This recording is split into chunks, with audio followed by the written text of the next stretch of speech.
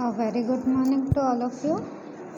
आज हम lesson number 11 एकादश पाठः समवायो हि दुर्जयः, ये लेसन आज हम पढ़ेंगे।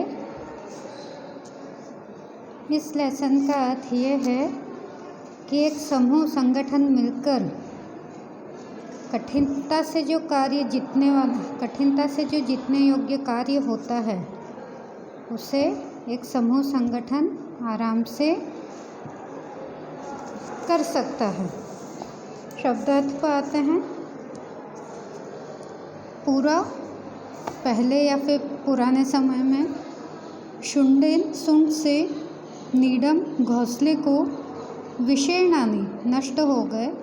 तमुपेत्य उसके पास जाकर मध्याह्ने दोपहर में निमील्य बंद करके स्थास्यति रुक जाएगा, स्फोटयिष्यति फोड़ देगा, तृषातः प्यास से पीड़ित, गर्तः गड्ढा, तथा कृते वैसा कहने पर, अनुसृत्य अनुसरण करके, पतितः गिर गया, मृतः मर गया, चोक्तम और कहा गया है, दुर्जयः कठिनता से जीतने योग्य, बहुनाम अपि साराणाम अनेक निर्बलों का, समवायः समूह या फिर संगठन।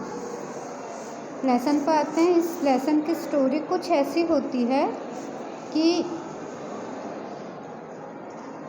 एक चिड़िया का जोड़ा होता है, मतलब उसमें चीड़ा और चिड़िया दोनों होते हैं। बहुत समय बाद उनको पुत्र संतति होती है। संतति का अर्थ होता है उन्हें बच्चे होते हैं। तो कोई एक पागल हाथी वृक्ष के नीचे आकर के उसकी उन शाखों को, उसकी जहाँ पर उनका घोंसला बना हुआ होता है, तो शाखा को सूंड से तोड़ देता है। अब क्या होता है कि उन चिड़ियाओं का घोंसला जो है वह घोंसला नीचे गिर जाता है और उनके अंडे नष्ट हो जाते हैं। फिर क्या होता है कि वह चिड़िया रोने लग जाती है।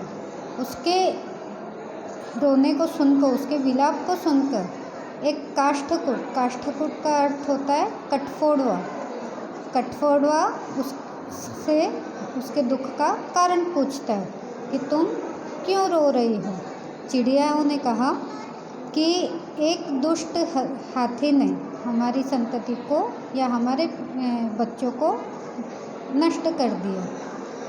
जब तक उस हाथी का वध नहीं हो जाता तब तक मेरा दुख कम नहीं होगा या मेरा दुख वैसा का वैसा ही रहेगा।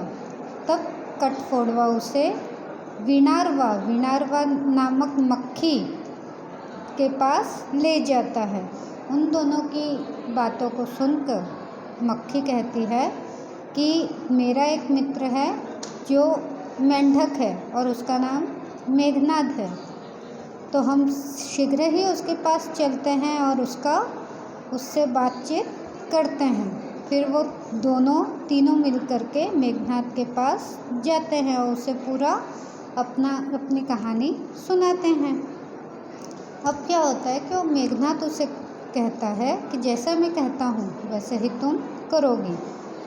पहले फिर वो मक्खी से बात करता है कि पहले तुम दोपहर के समय हाथी के कान में जा कर के शब्द कहोगी, जिससे क्या होगा, मधुर शब्द कहोगी। गुनगुनाती है ना मक्खी, तो गुनगुनाना तुम्हें है। अब वो गुनगुना करके क्या होगा कि हाथी जो है उसकी आंखें बोझल हो जाएंगी, मतलब वो सोने की स्थिति में हो जाएगा। अब क्या होगा कि काष्ठकुट जो या वो कठफोड़वा जो है वह अपनी चोट से उसकी दोनों आँखें फोड़ देगा।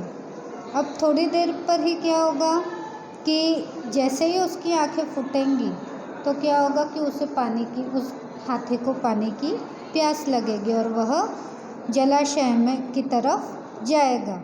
अब क्या आता है कि बीच जैसे ही वह जाएगा तो बीच मार्ग में ही उसे एक गड्ढा मिलेगा, है ना, और उस गड्ढे के पार में बैठा हुआ होऊंगा और उसे बोलूँगा मेरे शब्दों को सुनकर, क्योंकि क्या होता है कि जैसे ही की आंखें फूटी हुई होंगी तो मेरे शब्दों को सुनकर वह उस जलाशय के पास जाकर, है ना, उस गड्ढे में, उसके पास जो गड्ढा है वहीं पर उस गड्ढे में वह हाथी गिर जाएगा और मर जाएगा।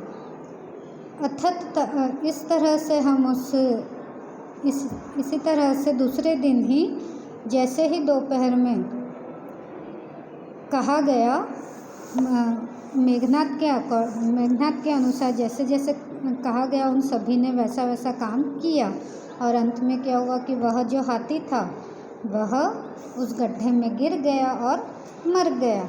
इसलिए हमेशा ही कहा जाता है कि बहुनाम अपि साराणाम समवायो हि दुर्जय, अनेक निर्बलों का समूह भी मिलकर एक शक्तिशाली हाथी को मार सकने में या कठिनता से जो कार्य किया जाता है ना, तो अनेक निर्बलों का समूह जीतने योग्य हो जाता है।